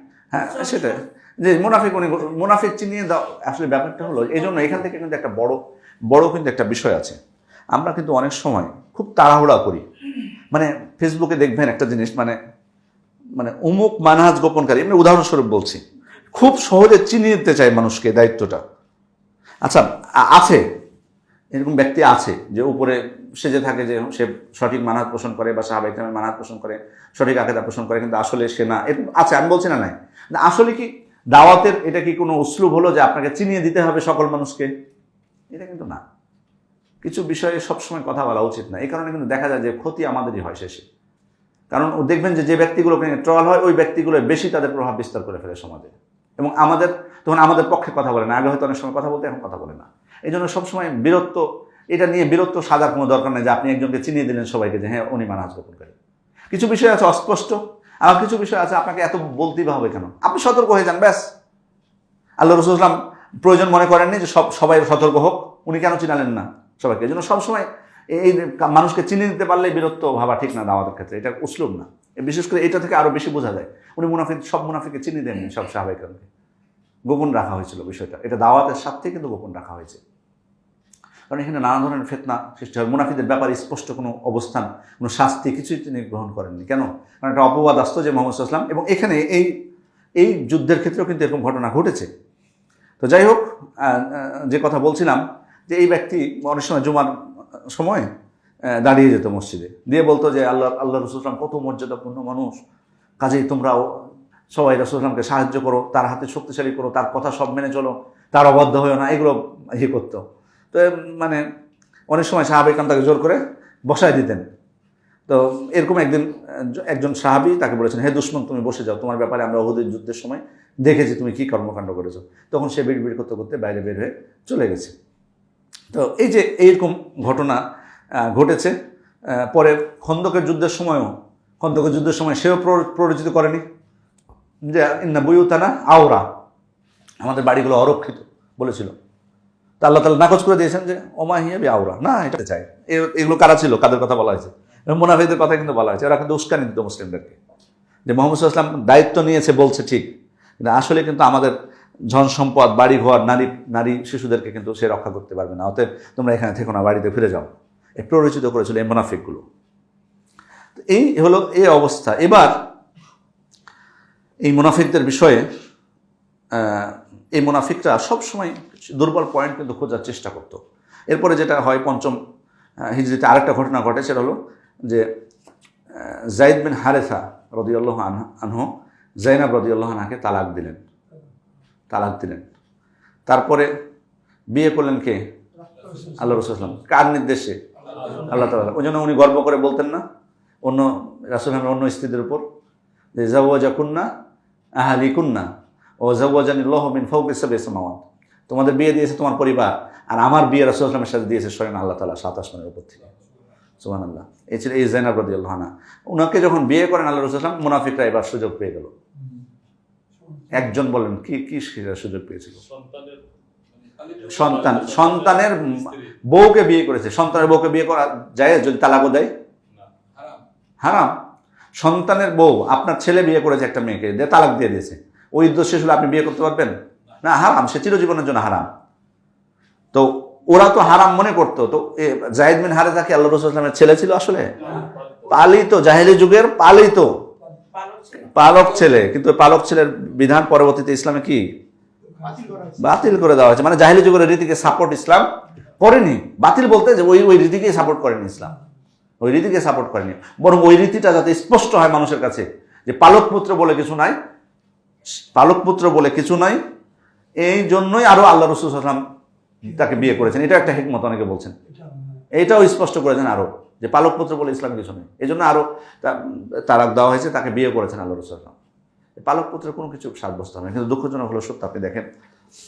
এবং এখানে আর একটা জিনিস ছিল যে তখন কিন্তু যায়নাব কত নাম্বার স্ত্রী? 5 নাম্বার। উনি কিন্তু 5 নাম্বার। তো তখন তো মুসলিমদের জন্য কয়জন? 4টা বিয়ে। আল্লাহ রাসূল পঞ্চমটা গ্রহণ করে। এটাও কিন্তু একটা সুযোগ পেয়ে গেল মুনাফিকরা এটাও একটা সুযোগ পেল। এটা দিয়ে প্রপাগান্ডা চালাতে শুরু করলো। তো আমি যে কথাটা আপনাদেরকে বলছিলাম, এবং তারা বলতে লাগলো যে রাসূল সাল্লাল্লাহু আলাইহি ওয়াসাল্লাম আসলে যায়নাবকে দেখে মুগ্ধ হয়ে গেছেন, এই কারণে বাধ্য করেছেন যায়েদকে তালাক দিতে, দিয়ে বিয়ে করেছেন। নাউজুবিল্লাহ মিন যালিক। তো এখানে আমি যে জিনিসটা আসলে একটা জিনিস আপনাদেরকে যেটা বোঝাতে চাচ্ছিলাম, যে এই পালক পুত্র এই বিষয়টা কিন্তু ইসলাম সাপোর্ট করেনি, কিন্তু এখনো কিন্তু এগুলো চলতেছে আমাদের সমাজে। দুঃখজনক। জি জি জি জি জি জি জি জি জি জি জি জি জি জি জি এটা আসলে কিন্তু, অথচ আমাদের দেশে দেখুন মানে এবং এমন একটা পরিস্থিতি, আমাকে একটা ছেলে বেশ কিছুদিন আগে মেসেজ দিয়েছিল, খুব ঢাকার আশপাশে থাকে সে, মানে ও কিন্তু বুঝতে পেরেছে বিষয়টা, ও কিন্তু পালক, মানে বাবা মা নেই, কিন্তু যার বাড়িতে বড় হয়েছে, এখন সম্ভবত এইচএসসি বা কি পরীক্ষা তখন দিচ্ছিল, জানার পর মানে উনি বলছেন যে এখন যদি আমি চলে যাই বাড়ি থেকে বা বলি এই কথাটা, তো বলছে যে আমার এই মা, যাকে মা বলছি, আত্মহত্যা করবে। মানে এতটাই আমি তাদের কাছে প্রিয়। এখন আমি বের হয়ে আসবো কি করে, কি বলবো তাকে? ওর নামে অলরেডি জমি টমি বহুত কিছু লিখেও দিয়েছে, কি করেছে না মানে বহুত কাহিনী। এখন কথা হলো যে কিছু বিষয় আছে, আপনি হিকমত অবলম্বন করে হবে না সবসময়, আপনাকে কিছু বিষয় স্পষ্ট করতেই হবে। আত্মহত্যা করুক, আত্মহত্যা কেন করবে, আপনাকে বোঝাতে হবে সেভাবে। এই জন্য তো এই যে এই বিষয়টা আমাদের দেশে কত শিথিলভাবে, মানে আপনি জানেন, মানে এরকম কত পরিবার আছে, তখন ইহসান করাটা কিন্তু সমস্যা না। ধরুন কোনো বাচ্চার বাবা মা খুঁজে পাওয়া যাচ্ছে না, তাকে আপনি পালন করলেন, এটা ঠিক, যে তাকে হয়তো খাওয়ালেন, বড় হলেন, কিন্তু তাকে তো আপনি আপনার বাড়িতে নিজের সন্তান বলে তা আপনার নাম, এমনকি এখন জীবিত অবস্থায় আমার আত্মীয় স্বজন, দুঃখজনক খুব, আমার আত্মীয় স্বজনের মধ্যে এরকম ঘটেছে, মানে অলরেডি বেঁচে আছে তার বাবা মা, মানে সন্তান তার 4টা হয়েছে একজনের, মানে কয়েক ভাই, এক ভাইয়ের 4টা সন্তান হয়ে গেছে অলরেডি, আর এক ভাইয়ের সন্তান হচ্ছে না, 5ম নাম্বার সন্তান মানে গর্ভে চলে আসছে অলরেডি। তখন এই কিন্তু নষ্ট করে দিতে চাচ্ছিল, এটা তো একটা অন্যায়। তো ও অফার দিয়েছে ভাইকে যে যদি তুমি সন্তানটা প্রতিপালন করো, নেও, তাহলে আমি নষ্ট করবো না, এটা আমি নষ্ট করে ফেলবো। এবার ওই বাড়ি থেকে চাপ দিয়েছে, মানে যে তা একে নিতে হবে সন্তানটাকে। শেষে নিয়েছে, উদাহরণ আমি দিচ্ছি দেখুন। নেওয়ার পর এনআইডি যখন জন্ম নিবন্ধন প্রথমে করতে হয়, তো কার নামে? তো এই চাচার নামে হয়েছে, মানে যে নিল তাকে চাচার নামে করেছে সে। তার মানে তাকে কিভাবে এখন পরিচয় করাবে, কিভাবে যে ওই হলো বাবা, আর ওর বাবা হবে কি চাচা। এভাবে সুবহানাল্লাহ। অথচ আল্লাহ তাআলা স্পষ্ট কোরআনে বলেছেন যে তোমরা তাদের পিতার নাম ছাড়া অন্য কোনো নামে তাদেরকে ডাক দিও না। সুবহানাল্লাহ। আপনি স্পষ্ট, আপনি শুধু ডাক দেওয়া নয়, কাগজে কলমে ডাক দেওয়া তো শ্বশুরকে তো আব্বা বলা যায়, বাবাও বলা যায়, এটা তো জায়েজ, মানে যদি আপনি ওই নিয়ত না থাকে।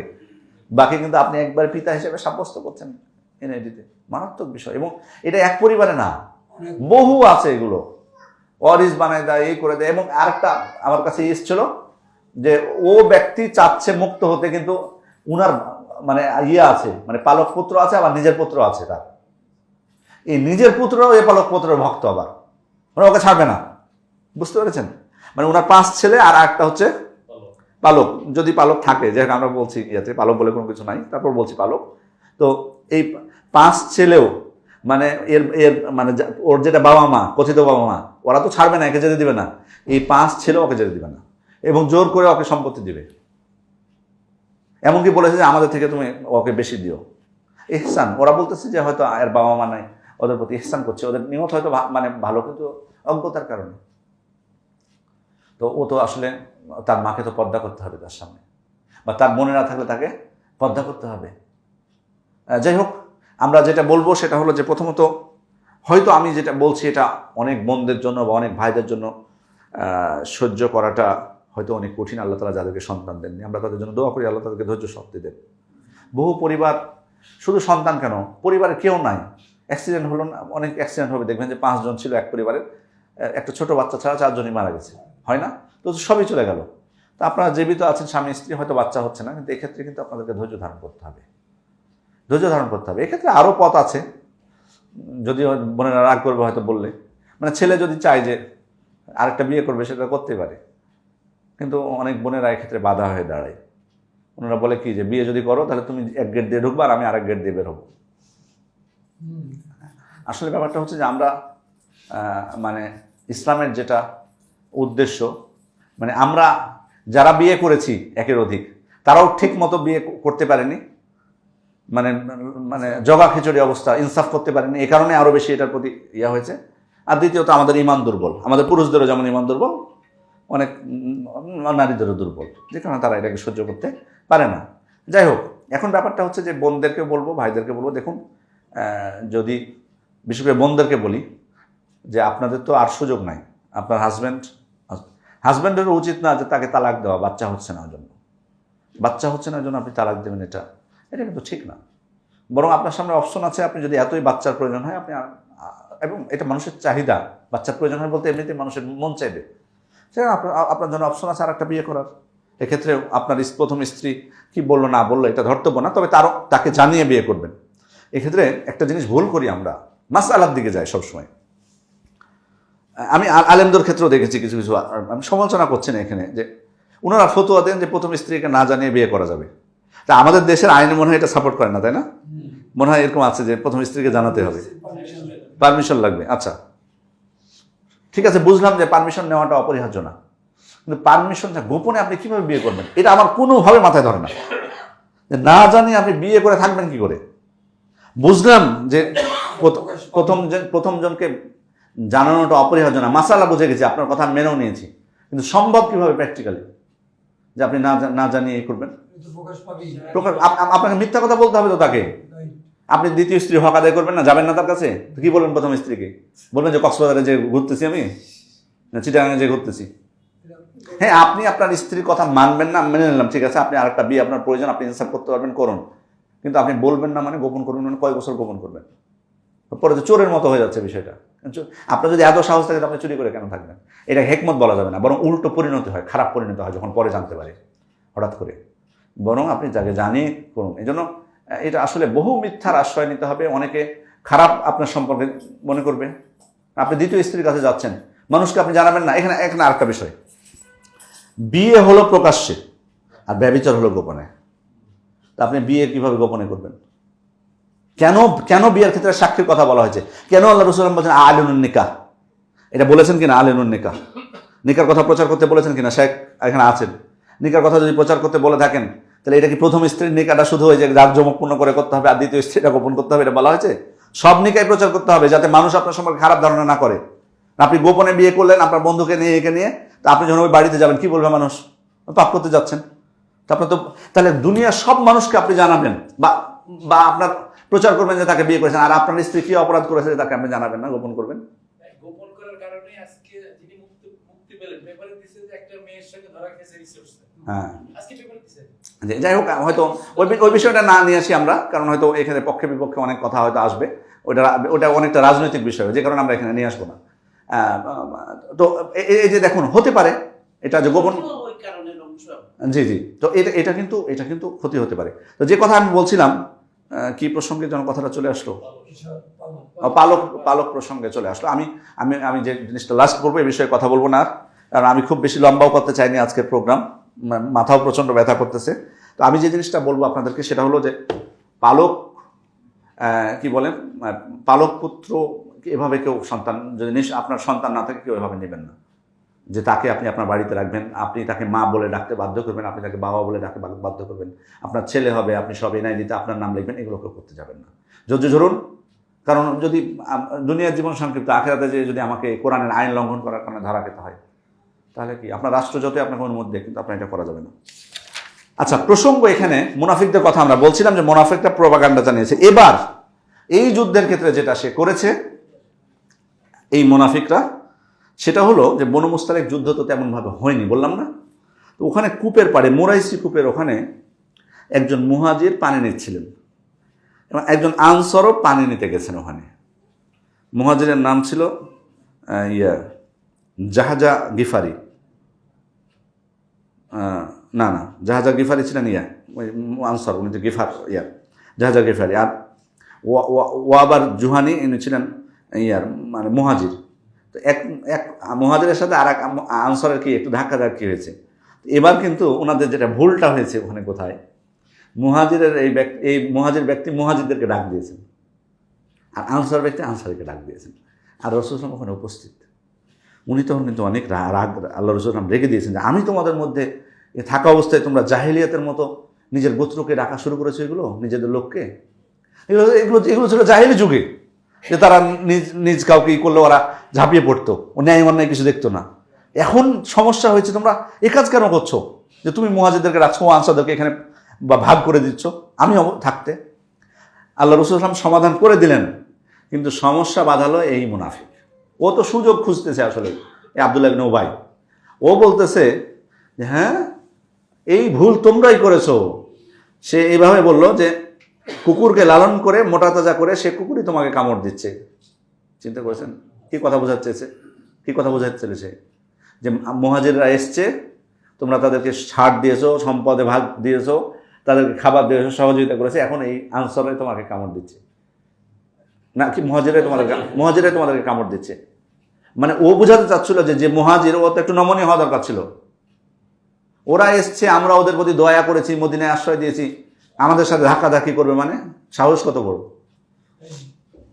মানে ওর হলো এটা একটা দিয়ে যে কথাটা বললো, সে বলছে দেখাচ্ছি মজা। মদিনায় যাওয়ার পর মদিনার নিকৃষ্টতম ব্যক্তি, মদিনার সম্মানিত ব্যক্তি, নিকৃষ্টতম ব্যক্তিকে মদিনা থেকে বের করে দেবে, চলো এবার। এই মুনাফিক বলল, কি বললো, মদিনার সম্মানিত ব্যক্তি মদিনার নিকৃষ্ট ব্যক্তিকে বের করে দিবে। আচ্ছা, ওর দৃষ্টিতে মদিনার সম্মানিত ব্যক্তিকে ও নিজে, আর নিকৃষ্ট ব্যক্তি রাসূল সাল্লাল্লাহু আলাইহি ওয়াসাল্লামকে বুঝিয়েছে। এই কথা যায়েদ বিন আরকাম রাদিয়াল্লাহু আনহু উনি কিন্তু শুনে ফেলেছেন। তো উনি কিন্তু বয়সে কিন্তু একটু ছোট ছিল, মানে খুব বেশি বয়স না, এখানে বয়সের কথাটা মনে হয় উনি উল্লেখ করেননি।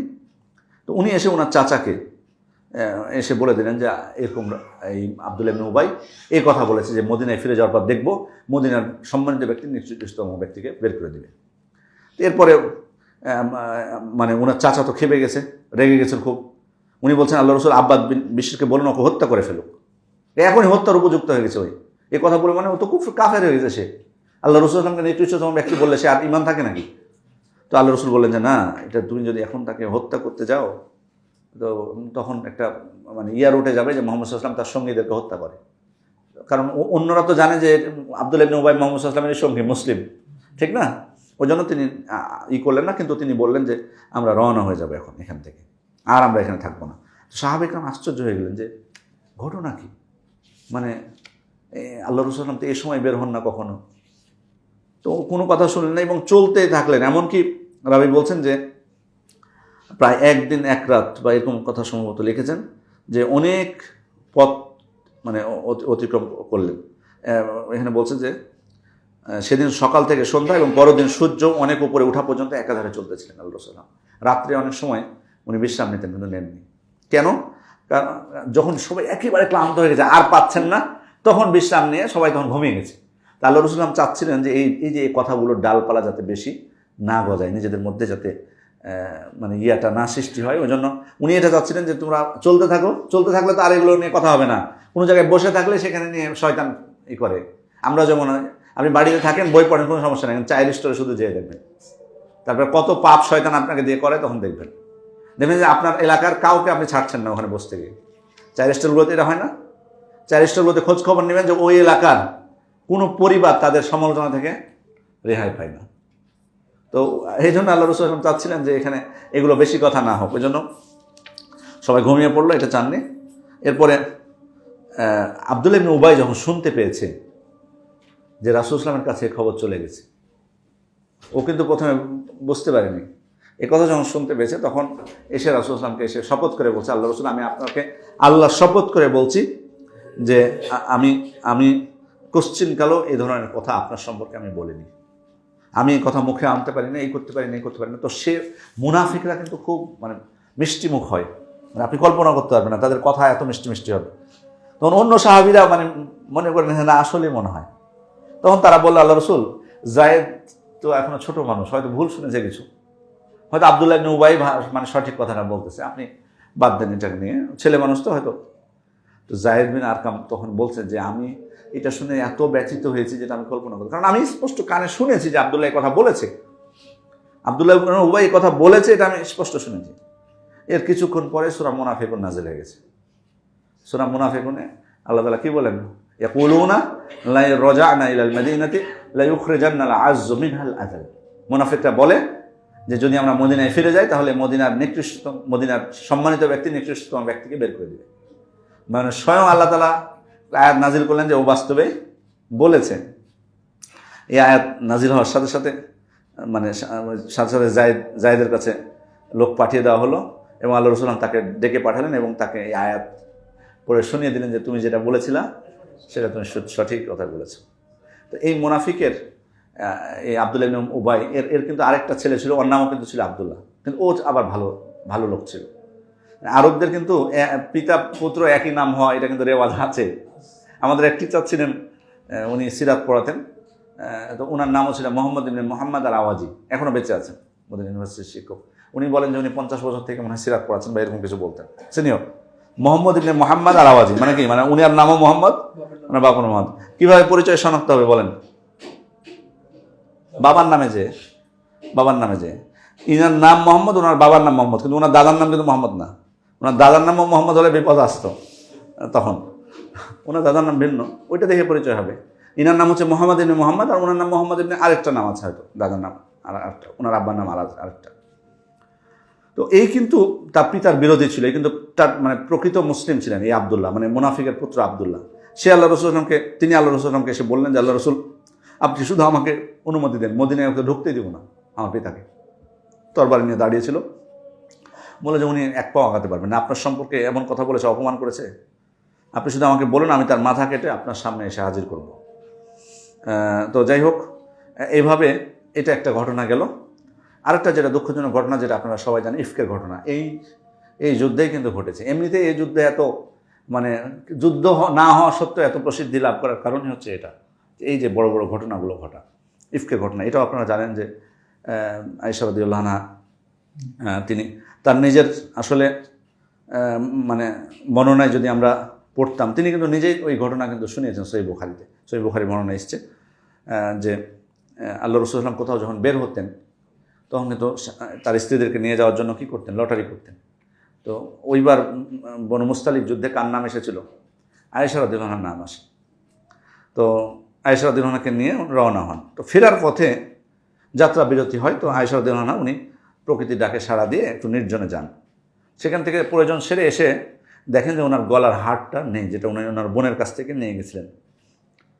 তো হার নাই দেখে উনি সাথে সাথে আবার চলে গেছেন ওই হার খুঁজতে। তো ফিরে ফিরে এসে উনি দেখেন যে কাফেলা অলরেডি রওনা হয়ে গেছে। কিভাবে রওনা হলো?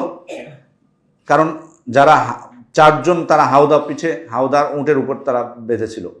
তা আয়েশা রাদিয়াল্লাহু আনহা ছিলেন, উনি নিজেই বলছেন খুব পাতলা ছিলাম আমি, খুব পাতলা ছিলাম, যে কারণে তারা চারজন উঠিয়েছে, তো চারজন উঠাতে ওরা বুঝতে পারেনি যে আসলে নাই উনি, ওজন হালকা, জি লোক আছে কি নাই কিছু বুঝতে পারেননি, তুলে বুঝে রওনা হয়ে গেছে। তো উনি এসে দেখলেন যে ময়দান একবারে খালি, কেউ নেই। তখন উনি মানে ওই স্থানে কিন্তু বসে পড়লেন। বসে পড়ে কিন্তু উনি বলছেন যে আমি এক পর্যায়ে ঘুমিয়ে পড়লাম। তো সফওয়ান বিন মুআত্তাল রাদিয়াল্লাহু আনহু উনি কিন্তু এখানে বিভিন্ন ধরনের বর্ণনা আছে যে অনেক সময় শেষে উনি যেতেন, অথবা অনেক সময় আল্লাহ রাসূল সাল্লাল্লাহু আলাইহি ওয়াসাল্লাম কাফেলা কাউকে একজনকে পাঠাতেন যে কোনো কিছু ছাড়া পড়লো কিনা। তো উনি যে আয়েশা রাদিয়াল্লাহু আনহাকে দেখে, পর্দার আয়াত নাজিল হওয়ার আগে উনি দেখেছিলেন তো আয়েশাকে, উনি কিন্তু দেখে বুঝে গেছেন যেটা আয়েশা, বলে কিন্তু ইন্না লিল্লাহি ওয়া ইন্না ইলাইহি রাজিউন উনি বলেছেন। তো আয়েশা রাদিয়াল্লাহু আনহার বক্তব্য হচ্ছে যে এই কথা ছাড়া উনি মুখ দিয়ে আর একটাও কথা বলেননি, ইন্না লিল্লাহ ছাড়া। এরপর উনি এসে মানে রেডি করলেন, আয়েশা রাদিয়াল্লাহু আনহাকে উঠতে বললেন, আয়েশা রাদিয়াল্লাহু আনহা উঠে গেলেন। উনি ইন্না লিল্লাহ ছাড়া আর কোনো কথা ওই কাফেলার কাছে পৌঁছতে যে আর কোনো কথা তাদের দুইজনের মধ্যে হয়নি। ঠিক দুপুরের সময় কাফেলা যখন বিশ্রাম নিচ্ছিল এক জায়গায়, এখানে এসে কিন্তু মিলিত হয়েছেন। তো এবার কিন্তু ওই যে সফওয়ান বিন মুআত্তাল রাদিয়াল্লাহু আনহু যখন নিয়ে আসছেন এভাবে, এটা দেখে কিন্তু মুনাফিকরা কি করেছে, মুনাফিকরা কিন্তু কথা বলা বলে শুরু করেছে। এবার তো বুঝতে পারেন, একবার এক ঘটনা ঘটে সে ধরা খেলো, আয়াত নাজিল হলো, এবার তো মানে বলছে যে এবার আর যাবি কোথায়, রাসূলুল্লাহ সাল্লাল্লাহু আলাইহি ওয়াসাল্লামের এবার অপমান করে ছাড়বো আমি বা আয়েশা রাদিয়াল্লাহু আনহাকে।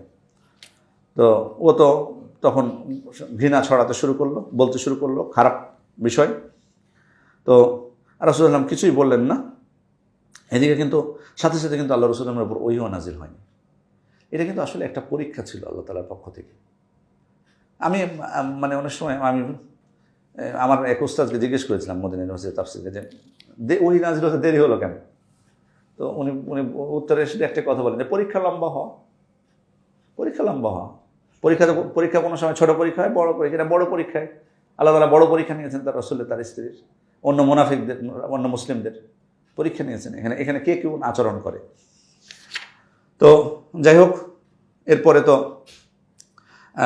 মানে এদিকে রাসূল সাল্লাল্লাহু আলাইহি ওয়াসাল্লাম আয়েশা রাদিয়াল্লাহু আনহা কিন্তু জানতে পারেননি, কিন্তু উনি বলছিলেন যে উনি একটা কথা বলেছেন যে অন্য সময় উনি কিন্তু অসুস্থ হয়ে গেছিলেন, আয়েশা রাদিয়াল্লাহু আনহা অসুস্থ হয়ে গেছিলেন। তো উনি বলছেন যে অন্য সময় অসুস্থ হলে আল্লাহ রাসূল যে মায়া দেখাতেন, মনে হচ্ছে এবার এরকম মায়া তিনি দেখাচ্ছে না, কারণ ওই সময় কিন্তু আল্লাহ রাসূল অনেক চিন্তিত।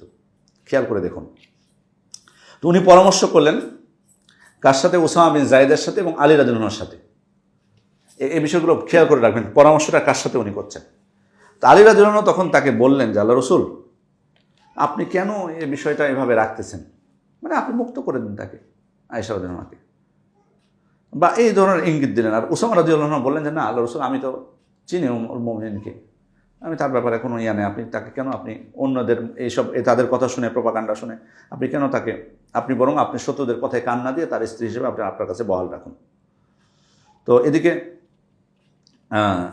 মানে সাহাবা ইকরাম কিন্তু বুঝতে পেরেছেন যে সে কিন্তু আসলে মিথ্যা প্রপাগান্ডা ছড়াচ্ছে। তো এদিকে তাদের মধ্যে কিছুটা দ্বন্দ্ব হয়েছিল।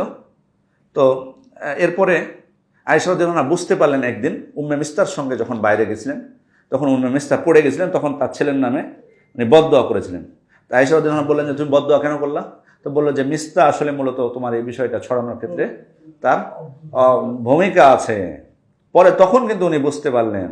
এরপর আয়েশা রাদিয়াল্লাহু আনহা আল্লাহ রাসূল সাল্লাল্লাহু আলাইহি ওয়াসাল্লামকে বললেন, আল্লাহ রাসূল আমাকে একটু আমার আব্বা আম্মার কাছে আপনি যেতে দিবেন। তখন অনুমতি দেওয়া হলো। অনুমতি দেওয়ার পর সেখানে যে আরও বিস্তারিত শুনতে পেলেন যে কী ঘটেছে। এরপর উনি বলছেন যে আমি কাঁদতে শুরু করলাম। কাঁদতে বলছে 2 রাত একদিন কেঁদে কেঁদে আমি কাটিয়েছি, একবারের জন্য আমার চোখের পাতা বন্ধ হয়নি। কার বক্তব্য? আয়েশা রাদিয়াল্লাহু আনহার বক্তব্য। তো বলছে যে আমি এতই কান্না করছিলাম, মনে হচ্ছে কাঁদতে কাঁদতে আমার বুকটা ফেটে যাবে। কারণ দেখেন, অপরাধী কেউ অপরাধ না করলে তার সম্পর্কে যখন নিকৃষ্টতম অপবাদ তাকে দেওয়া হয় অপরাধ না করলে, এটা তার জন্য কত কষ্টের হতে পারে।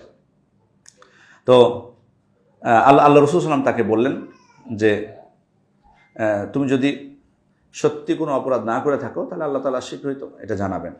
আর যদি তুমি ভুল করে থাকো আয়েশা, তাহলে আল্লাহর কাছে ক্ষমা চাও, তওবা করো। আল্লাহ তাআলার কাছে কেউ যদি নত হয়ে মানে সে যদি অনুতপ্ত হয়ে ক্ষমা চায় তিনি কি করেন, ক্ষমা করেন। তো এরপর আয়েশা রাদিয়াল্লাহু আনহা উনি বলছেন যে আমার কান্না থেমে যায়, আমার এক ফোঁটা পানি আর এলো না। আমার আব্বা আম্মাও কিছু বুঝতে পারছিলেন না যে আসলে রাসূল সাল্লাল্লাহু আলাইহি ওয়াসাল্লামকে উনি কী বলবেন। তো উনি তখন বললেন যে আল্লাহর শপথ, আমি জানি যে আমি কোনো অপরাধ করিনি, কিন্তু আপনারা এখন আমি যদি নির্দোষ বলি আপনারা বিশ্বাস করবেন না আমাকে। পক্ষান্তরে যদি আমি দোষ স্বীকার করি আপনারা সেটাই বিশ্বাস করবেন, কিন্তু আমি তো জানি যে আমি নির্দোষ, আমি কেন দোষী বলবো। কাজে আপনার আর আমাদের অবস্থা হচ্ছে ইউসুফ আলাইহিস সালামের পিতা ইয়াকুব আলাইহিস সালামের মতো, সবরুন জামিল। জি। এরপরে উনি শুয়ে পড়েন। তারপরে কিন্তু ওহী নাজিল হওয়া শুরু হয় আল্লাহ রাসূল সাল্লাল্লাহু আলাইহি ওয়াসাল্লামের উপর। আলহামদুলিল্লাহ, ওহী নাজিল হচ্ছে। তো আল্লাহ রাসূল সাল্লাল্লাহু আলাইহি ওয়াসাল্লাম, আয়েশা রাদিয়াল্লাহু আনহা বলছেন যে আল্লাহ রাসূল সাল্লাল্লাহু আলাইহি ওয়াসাল্লামের উপর যখন ওহী নাজিল হতো তখন কিন্তু তার শরীর থেকে ঘাম ঝরতো, এবং শীতের সময়ও মানে এত কষ্ট হতো। তো আয়েশা রাদিয়াল্লাহু আনহা বুঝতে পেরেছেন যে ওহী নাজিল হচ্ছে ওই সময়। ওহী নাজিল যখন শেষ হয়েছে, শেষ হওয়ার সাথে সাথে উনি আয়েশা রাদিয়াল্লাহু আনহাকে সুসংবাদ দিচ্ছেন। আয়েশা রাদিয়াল্লাহু আনহাকে সুসংবাদ দিচ্ছেন, সুসংবাদ গ্রহণ করে, হে আয়েশা তুমি আল্লাহর প্রশংসা করো, আল্লাহ তোমাকে নির্দোষ হিসেবে ঘোষণা করেছেন। তো এই সময় আবু বকর রাদিয়াল্লাহু আনহু মানে তার পিতা, তার মা খুশি হয়ে আয়েশা রাদিয়াল্লাহু আনহাকে বলছে যে তুমি রাসূল সাল্লাল্লাহু আলাইহি ওয়াসাল্লামের কাছে যে তার কৃতজ্ঞতা জানাও। তখন আয়েশা রাদিয়াল্লাহু আনহা বলছেন, না, আমি রাসূলের কাছে যে কৃতজ্ঞতা জানাবো না, আমাকে নির্দোষ ঘোষণা করেছে স্বয়ং আল্লাহ তাআলা, তার প্রশংসা ছাড়া আমি কারো এখন প্রশংসা করবো না আমি। তো যাই হোক, এই আয়াত নাজিল হলো। তো এখানে যারা অপবাদ দিয়েছিল তাদেরকে পরে অপবাদ দেওয়ার কারণে তাদের শাস্তি কার্যকর করা হয়। এখানে কয়েকটা প্রশ্ন করি আপনাদেরকে, কারণ এখানে আপনারা জানেন যে শিয়ারা কিন্তু আয়েশা রাদিয়াল্লাহু আনহার ব্যাপারে এত স্বচ্ছ আল্লাহ তাআলা স্পষ্টভাবে আয়াত নাজিল করেছেন। এরপরেও কিন্তু তাদের একটা গোষ্ঠী, সবাই না, শিয়াদের মধ্যে কিন্তু বহু ভাগ আছে। তাদের মধ্যে স্পষ্ট মুশরিকও আছে, তার মধ্যে স্পষ্ট কাফেরও আছে যারা রাসূলের নবুয়তকে অস্বীকার করে। তাদের মধ্যে আবার আয়েশাকে দোষারোপ করে, মানে তাদের বেশিরভাগ, মানে যারা সব থেকে ভালো শিয়া যারা, তারা আয়েশার প্রতি তাদের ক্ষোভ হলো যে ইয়াকে খলিফা না বানানো, মানে আলী রাদিয়াল্লাহু, মানে এটা নিয়ে তাদের ক্ষোভটা বেশি। এটাতে ভুল বুঝে তারা। তো এখানে প্রশ্ন হলো যে তারা কিন্তু অনেক সময় প্রোপাগান্ডা চালাতে পারে। যেমন আল্লাহ রাসূল সাল্লাল্লাহু আলাইহি ওয়াসাল্লাম যে আয়েশা রাদিয়াল্লাহু আনহাকে এখানে দুইটা বিষয়। আলী রাদিয়াল্লাহু আনহু দুইজনের কাছে যখন পরামর্শ চাইলেন, আলীর কাছে এবং উসামা বিন যায়েদের কাছে, তো আলী রাদিয়াল্লাহু আনহু পরামর্শটা কি ছিল? মুক্ত করে দাও। আপনি রিস্ক কেন নিচ্ছেন, তাকে রাখতেছেন, মুক্ত করে দাও। এটা কি আসলে বিদ্বেষবশত উনি বলেছিলেন? তাহলে কি বলবেন উত্তরে? মানে উনি কি মনে করেছিলেন যে আয়েশা অপরাধী রাদিয়াল্লাহু আনহা? শান্তিপূর্ণ অবস্থার জন্য, হ্যাঁ, উনি আসলে মানে এটা উদ্দেশ্য ছিল না যে পুরোপুরি মুক্ত করে দেওয়া। উদ্দেশ্য হলো যে সাময়িকভাবে তার সাথে সম্পর্ক ছিন্ন। এটা মূলত আলী রাদিয়াল্লাহু আনহু চেয়েছিলেন যে যেহেতু এখন সমস্যা হয়েছে সেহেতু আপনি আপনার কাছে রাখবেন কেন, যদি ওহী নাজিল যখন স্পষ্ট হয়ে যাবে তখন আপনি তাকে নিয়ে নেবেন আবার। আর দ্বিতীয় প্রশ্ন হলো যে আল্লাহ রাসূল সাল্লাল্লাহু আলাইহি ওয়াসাল্লাম যে আয়েশা রাদিয়াল্লাহু আনহাকে বললেন, এটা কিন্তু শিয়ারা কিন্তু এই পয়েন্টটা গ্রহণ করেছে, তাদের মধ্যে যারা দুষ্টু, যে আল্লাহ রাসূল সাল্লাল্লাহু আলাইহি ওয়াসাল্লাম বললেন না কি যে তুমি যদি নির্দোষ হয়ে থাকো তাহলে শীঘ্রই আল্লাহ তাআলা প্রকাশ করবেন, আর যদি পাপী হয়ে থাকো তাহলে আল্লাহর কাছে মাগফিরাত চাও। তার মানে এখানে যিনি পারবেন উত্তর দিতে তিনি শুধু হাত উঠাবেন। তার মানে কি আল্লাহ রাসূল এই কথা দ্বারা বোঝা যায় তিনি আয়েশাকে সন্দেহ করেছিলেন? মানে উনার কি এরকম হয়েছিল যে 50-50 হতে পারে যে আয়েশা অপরাধী, নাহলে কেন এই কথা বললেন? এটা কিন্তু তারা দলিল হিসেবে নেয় যে আল্লাহ রাসূল আয়েশার ব্যাপারে সন্দেহ প্রকাশ করেছেন। ওই জন্য বলেছেন যে তুমি যদি অপরাধী হয়ে থাকো তাহলে আল্লাহর কাছে ক্ষমা চাও, আল্লাহ ক্ষমা করে দিবে। কি বলবেন তাদেরকে? এই প্রশ্ন যদি আসে তাহলে কি জবাব দিব আমরা? জি, আল্লাহ রাসূল সাল্লাল্লাহু আলাইহি ওয়াসাল্লাম গায়েব জানতেন না। জি, এটাই প্রমাণ হয়েছে এখানে যে আয়েশার ব্যাপারে। হ্যাঁ, এটা তো এক অন্য মাসালা হলো, কিন্তু বাট আপনি শিয়াদেরকে কি বলবেন? ওরা যে সন্দেহ করে বসলো যে আল্লাহ রাসূল সন্দেহ করেছিলেন আয়েশা, কি বলবেন ওদেরকে? কি বলবেন? মানে আসলে কি আল্লাহ রাসূল সন্দেহ করেছিলেন আয়েশাকে? তাহলে এই কথা দ্বারা কি বোঝা যায়?